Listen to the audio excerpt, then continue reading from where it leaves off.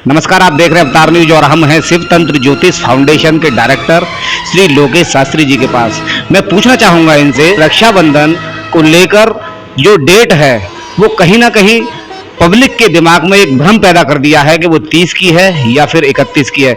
इसी के चलते लोगों का जो भ्रम है वही भ्रम को दूर करने के लिए ओम नमः शिवाय। सभी दर्शकों को मेरा प्रणाम।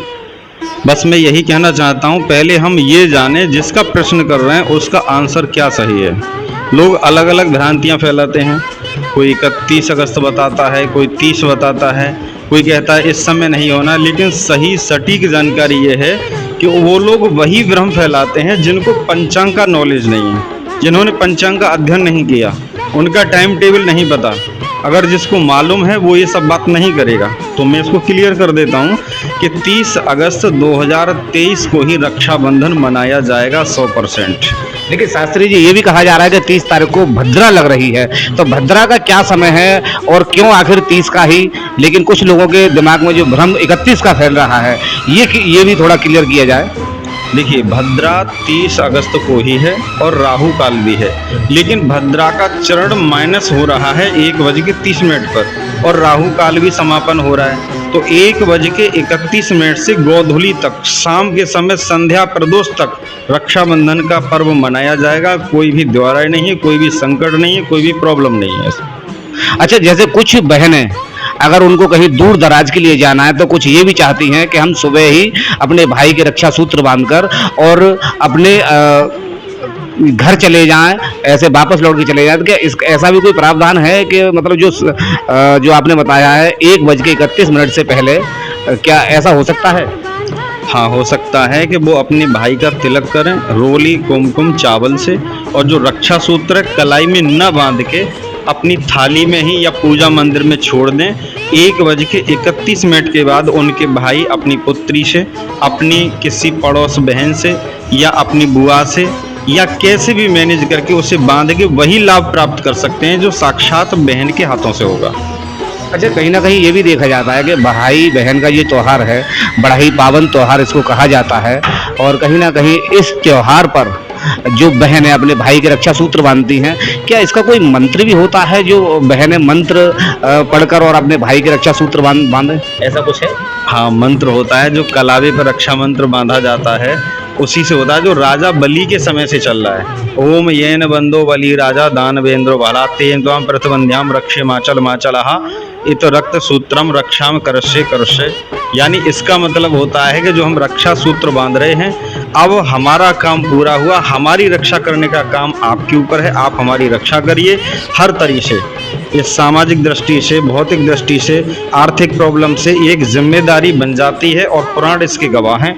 हम क्या बोल सकते हैं, पुराणों के सामने जो लिखा है उसी को फॉलो करना। अच्छा, देखिए, आपने ये देखा है जिस तरह से लोकेश शास्त्री जी ने ये मंत्र बताया है, इस मंत्र का जाप करेंगे तो यहाँ तक है जो सही दिशा में और रक्षा सूत्र बांधा जाएगा। लेकिन ये जो मंत्र है इसका जाप करना, उसको याद करना सभी बहनों के लिए कठिन भी हो सकता है। तो क्या इसका ऐसा हिंदी उच्चारण भी है कि हिंदी में अगर ये मंत्र अगर बोला जाए तो रक्षा सूत्र बांधा जाए, ऐसा कुछ है?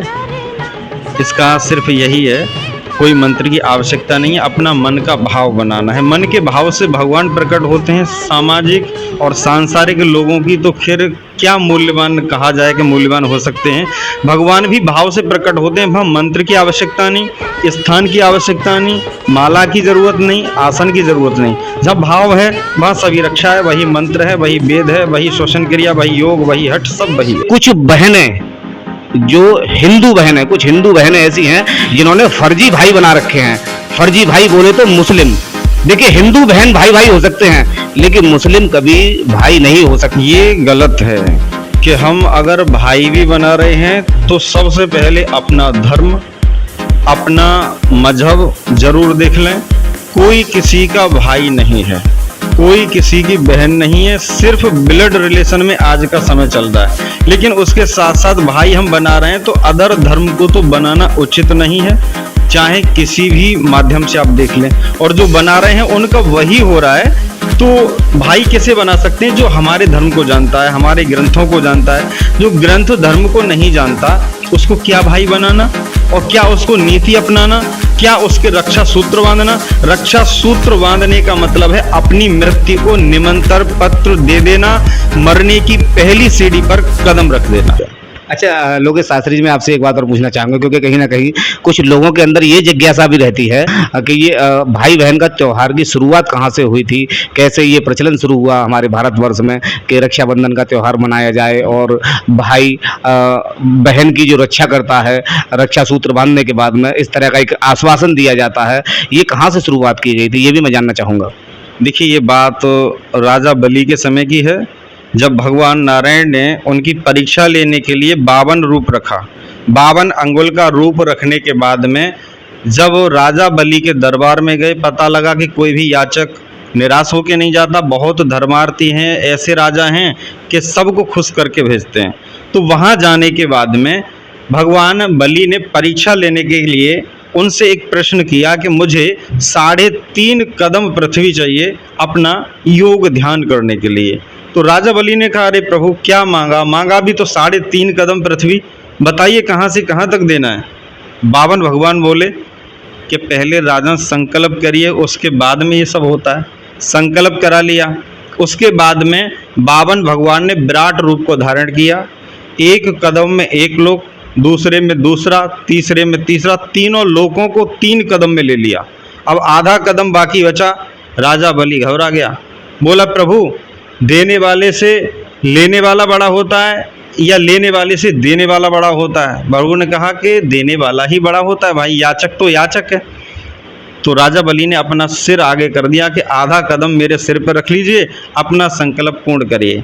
राजा बलि को भी भगवान ने जीत लिया और भगवान ने अपने रूप में आकर के कहा कि बलि आप बाकी सत्यवादी हैं, आप वचन मांगिए क्या चाहते हैं। तो राजा बलि ने भी भगवान को फंसा दिया, बोले प्रभु मैं जिस द्वार से निकलूं वहीं पर आपको पाऊं, ये मेरी इच्छा है। तो भगवान को पहरेदारी करनी पड़ी राजा बलि की। भगवान बोले विष्णु भगवान जी 52 रूप में जब आए थे परीक्षा लेने के लिए, तो वहाँ उनके संकल्प में उनसे पृथ्वी लेने के चक्कर में खुद ठग बैठे। ठगने के लिए आए थे उनके लिए, लेकिन खुद ही प्रैक्टिकल हो गया और प्रैक्टिकल में फेल होने के कारण वहाँ याचक बन के आए थे और द्वारपाल बन गए। उसके बाद में ये खबर नारद जी ने लक्ष्मी जी को बता दी। लक्ष्मी जी परेशान थी, उनको बताया कि श्रावण मास की पूर्णिमा तिथि के दिन आप जाइएगा, रक्षा सूत्र लेके राजा बलि की बांध दीजिएगा, उसके बाद उनसे अपनी याचना करिएगा और इस एक विदाई के रूप में कहें या अपने याचक जो रक्षा सूत्र बांधा, रक्षा के रूप में जो मांगना है हमारे लिए, तो अपने भाई रूप मान करके आप अपने पति को ले सकते हैं। ये सारा वृत्तांत तो बताया। वही माहौल बना करके माँ लक्ष्मी राजा बलि के द्वार पर आईं। उन्होंने रक्षा सूत्र बांधा। राजा बलि ने कहा कि आप बताइए मैं आपको क्या दे सकता हूँ।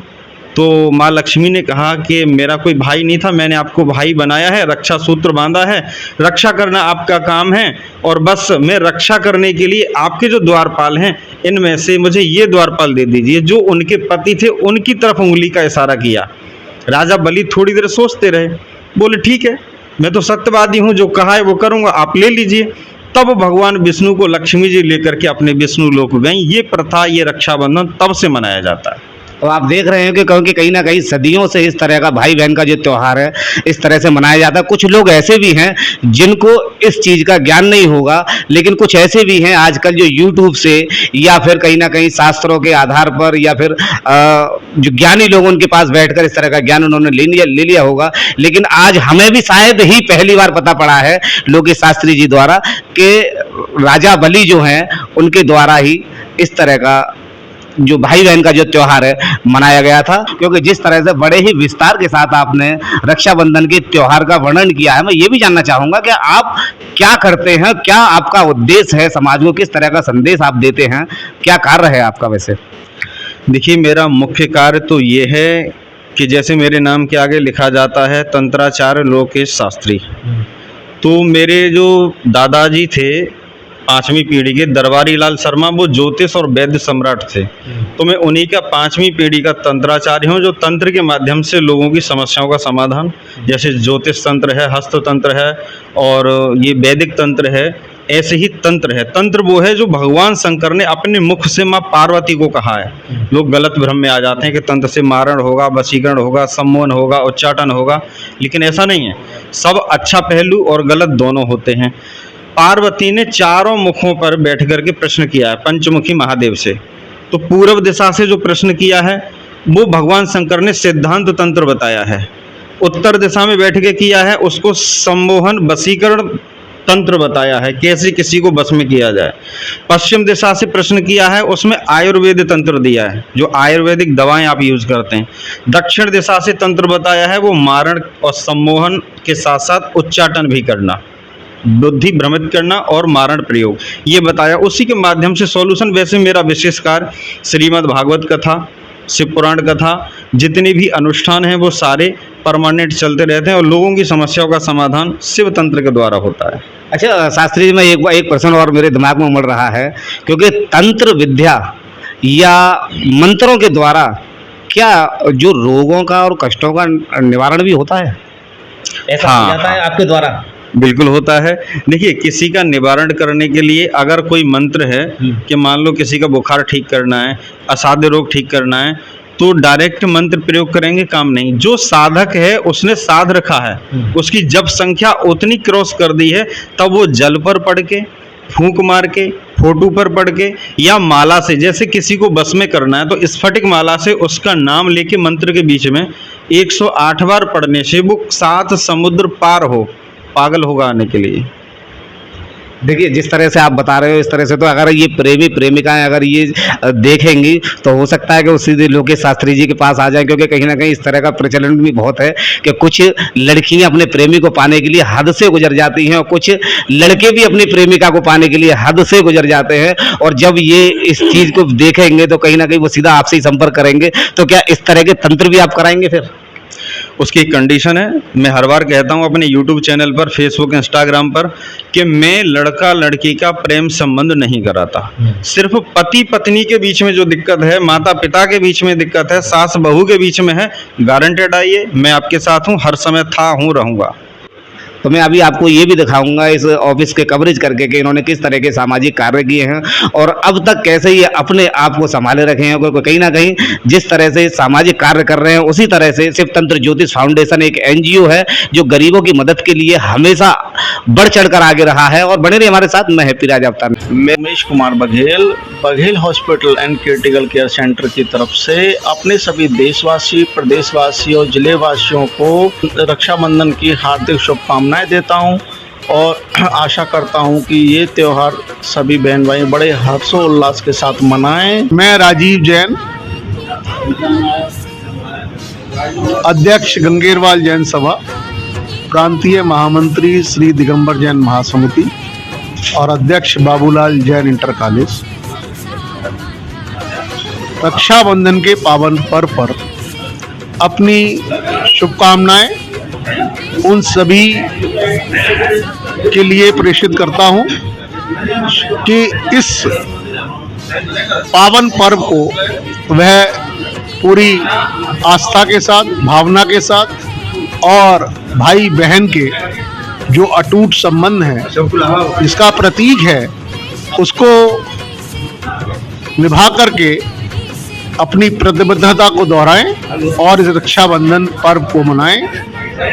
और सभी से एक अनुरोध है कि इस अवसर पर वह पूरी सतर्कता बरतें, क्योंकि आवागमन बहुत होता है, तो सड़क मार्ग से पूरी सतर्कता के साथ, पूरी सुरक्षा के साथ अपने भाई बहनों के पास जाएं और इस त्योहार को उल्लासपूर्वक मनाएं। इसके साथ सभी प्रदेशवासियों को हमारी बहुत बहुत शुभकामनाएं। मेरा नाम वीरपाल सिंह प्रजापति, बाबा कॉलोनी धनीपुर से हूँ। समस्या समाधान परिषद से जिला अध्यक्ष हूँ। सभी देशवासियों को रक्षाबंधन, जन्माष्टमी और नवमी की हार्दिक शुभकामनाएं और मेरी तरफ से सभी देशवासियों को हार्दिक शुभकामनाएं। मैं रघुनाथ सिंह लोधी आप सभी बहन भाइयों के लिए रक्षाबंधन की हार्दिक शुभकामना देता हूं। ये पावन त्यौहार हमारे बहन भाइयों के लिए है और सभी इसे प्यार से मनाएं, इसलिए हार्दिक शुभकामना देता हूँ। मैं मानस जिंदल, ट्रस्टी भगवान परशुराम सेवा ट्रस्ट अलीगढ़, सभी भोले भक्तों को, देशवासियों को, शिव प्रेमियों को सावन के सोमवार की हार्दिक शुभकामनाएं देता हूं। भगवान भोलेनाथ सभी की मनोकामना पूर्ण करें। ओम नमः शिवाय। मैं शुभमंगल राधेश्याम प्रकाश स्वीट से सभी भोले के भक्तों को सावन के सोमवार की शुभकामनाएं देता हूँ।